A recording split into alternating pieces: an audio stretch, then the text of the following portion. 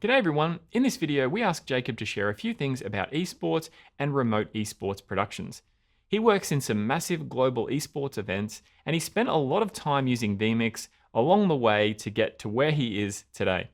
Now, he has his own channel with a lot of vMix related tutorials about esports if you'd like to go in a lot more depth about these topics, if you want to start from scratch or if you want to learn about specific things in depth. Now, I'll link his channel in the description and I'll probably put it up on the screen here as well. Now, he knows a lot more about these things than we do, so I would definitely recommend subscribing to his channel and checking out his videos. All right, so take it away, Jacob. Hey guys, my name is Jacob. I'm currently working as a replay operator, TD and director, and working mainly on esports style broadcasts. And it's kind of something I love, and a lot of the time in my spare time, I love checking out new technologies and broadcasts and things I could do to kind of implement, up the game, I guess. And one of those tools that I've worked with for a very long time is vMix itself, and I do a lot of content outside of my work to teach people how to use it, how to integrate certain tools, and kind of level up your broadcast. I guess the main point of this video will not be to directly teach you how to do certain things, but it's going to be more of an informative video on how vMix is used within esports broadcast, especially remotely. So the way we're taking feeds across the network from one computer to another, from one location to another, how we use the certain tools inside of vMix to create graphics, integrate graphics, add data, and kind of see how it looks that way and what sort of setups would be required. Speaking of different setups, we have a few different genres or sports, as we could call them. We have FPS games, Battle Royale games, and MOBA games. FPS games, such as Counter-Strike and Valorant, are typically first-person shooters and kind of look like this, what you're seeing on the screen currently, so this is Valorant. So a typical remote show for an FPS game would be, as you can see on screen, you would have your main vMix computer, you would have a secondary computer which would be running vMix replay, alternatively you could do it all in one if the show isn't that big. You would have multiple guests coming in as vMix callers to be your commentators and hosts, and then you would have two observers which would be your cameras coming into your main PC and your replay PC. So in total you would have about 5 to 6 cuttable sources, them being your guests, your different observers in the game which are the cameras, and your replay source. So moving on to probably the most interesting genre would be Battle Royales. So games such as Fortnite that you're seeing on screen, PUBG, Apex Legends, super interesting, and the kind of gimmick about them is that they have a large number of players, roughly around 100 dropping into one map, and then one player or a single team being victorious. And now you need to capture all the action somehow when there's, there could be 100 different fights happening all around the map at the same time, and you need a lot of cameramen in order to do that. You can see here we have 6 observers, but you can easily do as many as you want depending on how much the game will allow. And rather than having all those feeds go straight to the vMix TD, you would send them to the vMix Observer Director. So you add one machine to kind of take charge of all the camera cutting, and then you would take that as a single source into your main vMix PC. What you're seeing on screen is the point of view of a Observer Director in Fortnite. So this is the POV of Connor, a former colleague of mine who works for a company called Practice Server, and he's currently running a machine on the AWS cloud server and remoting into it from his home, and all the other observers are also doing the same, and all the feeds are coming in via NDI. Moving on to MOBA esports, which stands for Multiplayer Online Battle Arena. It's typically a 5v5 team game from top-down view that you can see on screen currently. The setup really isn't complicated, it's really similar to the FPS setup, so you'd require one vMix TD machine, maybe a replay operator on another machine, and then 2 different observers. And you can add more observers if you want, but it's all up to your production needs. But nothing really complicated, all pretty much the same bread and butter as the previous remote show. Now that we know how different setups look like for different genres, we're going to talk about how we're going to transfer the different feeds across the network from one location to another, or even locally. So, to send an SRT feed is very simple. You're going to go to the top right, hit your settings, go to Outputs, NDI SRT, click on the cogwheel of your output, and then just change your audio channel, enable SRT, set yourself as a listener, type in an available port that you have, and then down below you can also change your different quality settings, so set your bitrate, set your audio bitrate, and then hit save. Then once you hit OK, and then you hit OK again, that's going to be outputting an SRT, and you can see that at the top, it's going to be in orange, and once somebody receives the SRT, it's going to turn red. So there you go, it turned red. Moving on to receiving an SRT feed once somebody is sending, you just simply hit add input, go to stream/SRT, you would set the stream type as SRT caller, type in the hostname, which would be the local IP of the person that is sending it to you, and then include the port that they set up. Then you would choose a latency. I would recommend, playing around between 100 to a few hundred, depending on the distance. And then once you hit OK, it's just going to come up. Moving on to NDI and other types of transmission.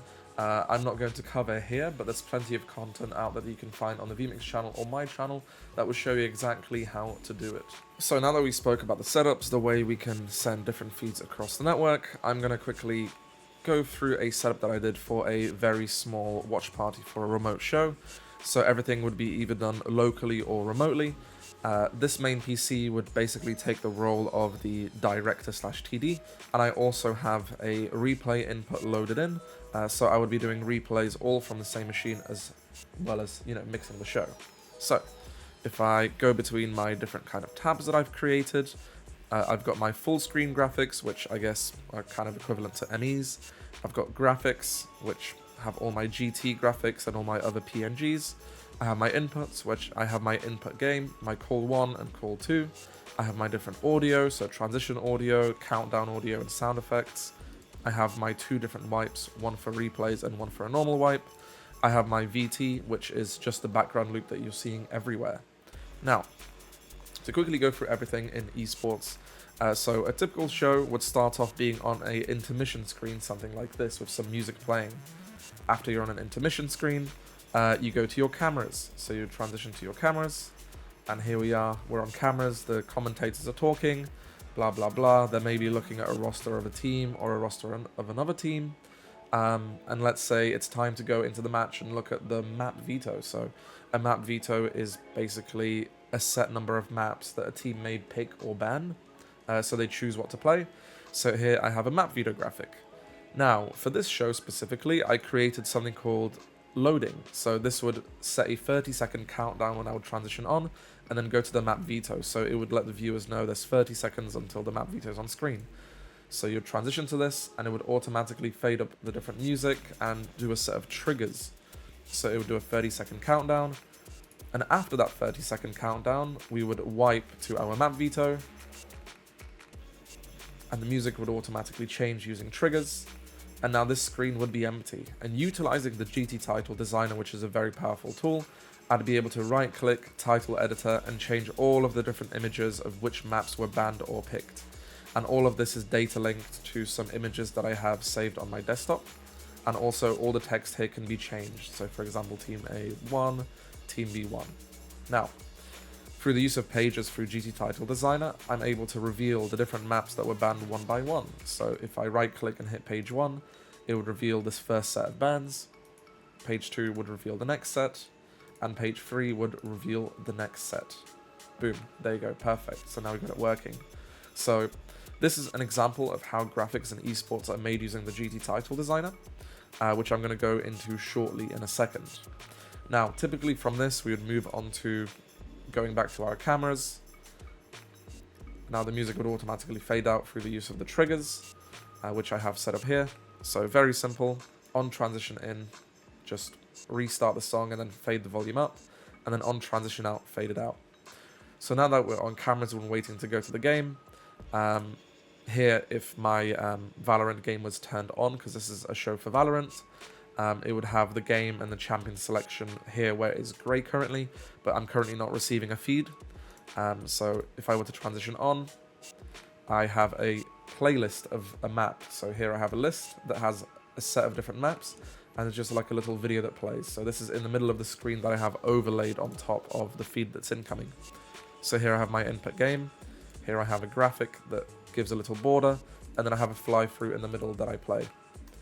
Now, once this is complete, I have another layer called full screen _ fly, and when I'm ready to go to the game, all I'm going to do is hit the merge button, and it's going to automatically play some music. So I have some triggers set up. So if I hit merge, it's going to say the game is loading. Then I'm going to preview my game source, which would have the game underneath, and I'm going to get ready to go to the game. and let's say the game is now loaded and ready to go. I'm going to hit my Stinger 1 transition, and here I am in game. And now the song is going to carry on playing until it's finished, and then it's going to slowly fade out. Here we go. So now it's slowly faded out. So now that we're in game, the next element we would have is having replays. So I have a input replay here that I have recorded. I also have some triggers set up. So every time I transition to a replay, it would take this replay source with a little HUD that I added on top, and it would overlay that on overlay 1. So in my replays, I would select what I want to replay. I would hit play events. It would come on, automatically turn on key 1 with this source. It would play out all the replays, and then once the replays are done, it would automatically go back to the game. Boom. So here we go. So that's kind of like a small automation of replays. So every time a kill would happen in the game or something interesting, I would just press the -5 or -2 button that I would set up on my interface using some third-party tools or vMix tools and shortcuts, but that's typically how it would go. Now when the game would finish, you would go back to your cameras, and that is essentially it for a remote show. It's very simple. You just go from cameras to some graphics that you might have, then you go to the agent selection, you go to the game, you show a few replays, and you kind of rinse and repeat that the whole time. Now moving on to how I created this map Veto graphic using GT Title Designer. All of this was designed in Photoshop, as you can see by the millions of different layers that I have that are very unorganized and very messy. All of these are different text fields that you can type anything you want in them, which is nice. So once again, I created all of this in Photoshop, exported it as a PSD, and then I imported it using the import PSD option here. Now, the animations tab is very, very powerful. It may not look as powerful, but it really is. There's not many options you can choose from, but if you're creative enough, you can use these different steps to make it look really cool. So on transition in, so whenever the graphic will transition in, I want everything to be empty. So all of these sources are hidden. And then you have the ability to use different pages and different types of animations here on different sources. But I'm using the pages. So when I have page 1 and I click play on the animation, what it will do is it's going to take these little layers and it's going to do different animations on them on different delays and durations. It took me a lot of playing around to make it look good. But essentially, when I animate page 1, it's going to do this. And then all of these are still going to be hidden. And then when I hit page 2, it's now going to reveal these, but then these ones are going to stay hidden. And on page 3, you get the gist, it's going to animate everything. So through the use of pages, you can create layered graphics where when you transition in, if I show you on vMix again, if I go to the map Veto, you can see that everything is currently empty.